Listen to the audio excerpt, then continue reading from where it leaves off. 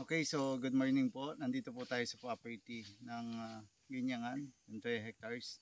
So dito yung nag-i-start yung muhon natin ng lote. So ito po yun, isprayan natin. Ito yung unang muhon. Ito po yung ilog, yung sapa na binabagtas natin. So nakagilid siya dito sa sapa papunta doon sa pinuntahan natin na last time do sa bungad ng property. So ito na yung pinakabungad niya. So pupunta tayo doon sa kabilang muhon sa kasunod. So ito yung pangalawang muhon.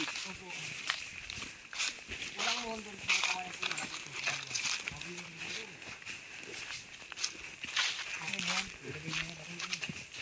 Para tayo makalibot na rito sa bundok, yan may lagyan na ng batak na straw ID tuwid na yan. Okay, ito yung pangalawang muhon. Na ito.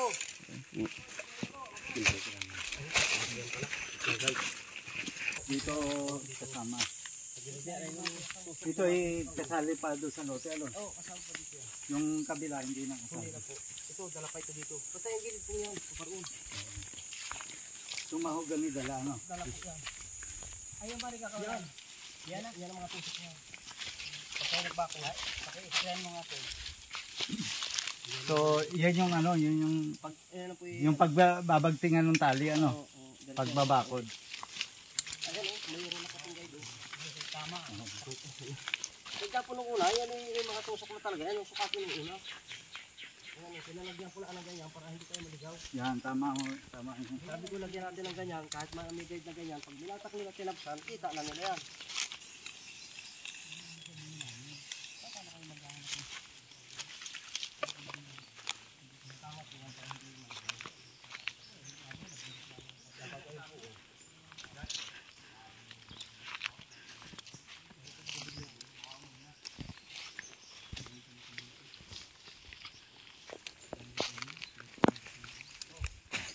Tatlong muhon po ito, sirti po gano'n.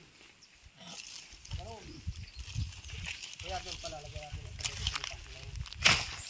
Yung pinakakita ng guys na parang lang pala yun na nakalayo siya. Matatlo po yan.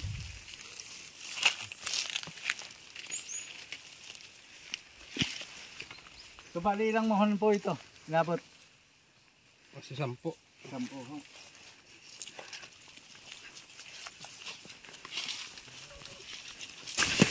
Tapos lagyan mo dito lang guys. Dito sa mahalong ito. Para malagyan pa kami dito yan.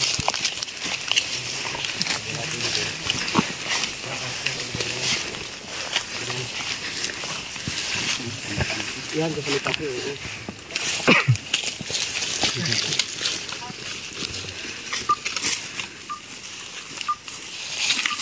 Pero mas maganda ba yung ganyan, may mga guide na ganyan, di ba? Wala lang babatakan ng pansi yan.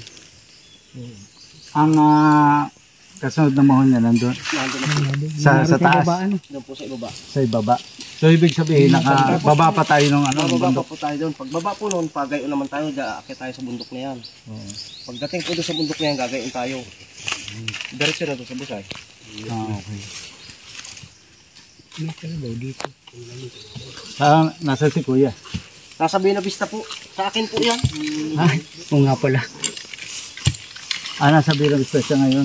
Oo. Nasa kabilang lote? Oo. Inaabya din po ay. Ibinta na rin.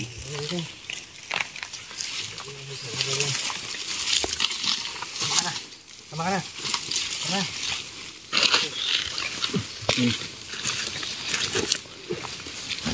Ito yung boundary, itong kaliwa. Hindi na ito kasali. Itong kanan, included. Ito yung sa sinukat na 20 hectares.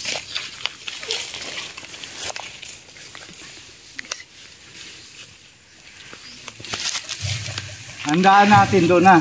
Oo, doon na po sa bundok. Ito, ang daan namin hindi na dyan.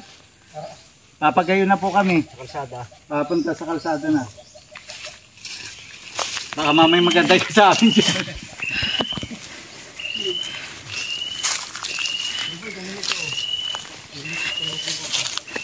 So yung kanina, mga boundary yun. Yan nilalagay na. Ito ang kinukunan niya talaga ng tubig eh. Ay ito. Ay, wala po yan. Gusto kayo istakan lang yan. Isakan lang yan.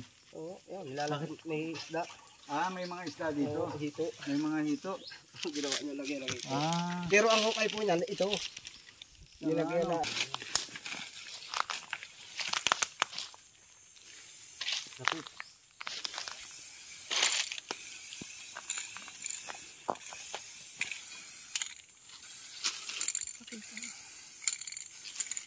ito yung palatandaan.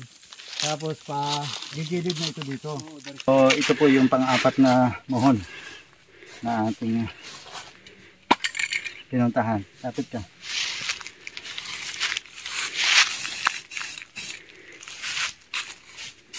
Ito po yung palatandaan.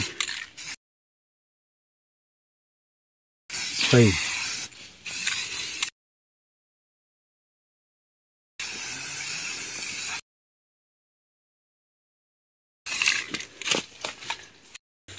Okay, so ito yung pang-anim. Boss, pang-anim ito. Pang-anim.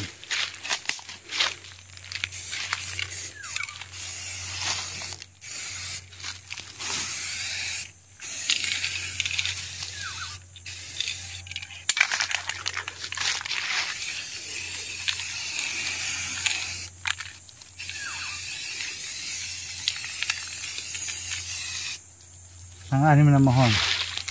So ito hindi lang kasali, ano? Kasali pa ito. Ibig sabihin pag ganito ito, nag-curve ito dito. Nandito yung nagdali ba kayo sa may busay? Hindi pa. Dito lang kami galing eh. Doon sa likod ng galing. Ito yung ikawalong mohon. Dito na. Ang dalawa na lang pasan yun, nandito baba. Pakaturo nyo na lang sir kayo yun, Manuel. So ibig sabihin, may nalampasan kaming dalawa. Oo, yung nasa likod. Alam din naman ng isa yung kasama. Ito yung 8, so may nalampasan daw kaming dalawa. Kaya bali 10 na. So itong kawayan na ito, hindi nakasali. Kasama yan. Kasama ito. Sa baba yan dito sir eh. Doon sa unang muhon dyan sa may baba ng poles. Yan na yung diretso doon. Doon ay may, ito na yung poles. Itong may baba na to. Banda sa may pagano. Yan, dito yung poles. Mm. Tapos ay ito yung ito ay nasa taas tayo, pabalusok ito sa baba ano. Yan. So gaganon doon sa may ilog. Tapos nandun yung may isa pang mohon. Dati na. So 8. Okay, so gandang hapon po sa ating lahat. So ito po yung sinukat natin na property. Ito po yung entrance kung saan kami dumaan. Ito po yung sa may sapa. Papunta po dito. Nandito po yung bahayan o bahay ni Kuya. Then, nandito naman po yung, sa pahuling video po, nandito po yung mohon na pinuntahan po natin. So, yung baba po noon, may mohon doon na may poles. So, dito po nakagilid yung property natin sa sapa. So, thank you so much ma'am sa inyong tiwala. So, this is 3 hectares na matatagpuan sa Ginyangang, Quezon. Thank you so much.